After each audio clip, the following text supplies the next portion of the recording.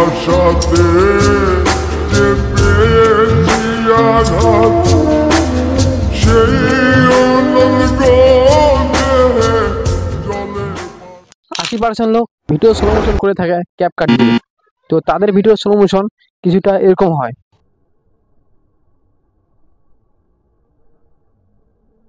আপনি কি জানতে চান বড় বড় সেলিব্রিটিগুলো কি অ্যাপস দিয়ে স্লো মোশন করে থাকে? আজকে এমন একটি অ্যাপসের সাথে পরিচয় করে দিব যে অ্যাপসটি দিয়ে স্লো মোশন করলে কিছুটা এরকম হবে।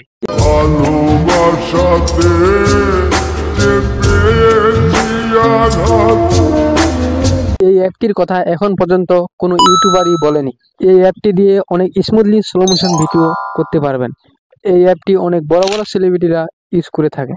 তো বন্ধুরা, আর কথা না বাড়িয়ে চলুন আপনাদেরকে দেখিয়ে দিই অ্যাপসটি কোথা থেকে ডাউনলোড করবেন, কিভাবে স্লো মোশন করবেন, সকল কিছু দেখিয়ে দিব ইনশাল্লাহ। আমি সরাসরি চলে যাচ্ছি আমার মোবাইল স্ক্রিনে, যাতে আপনাদের বুঝতে সুবিধা হয়।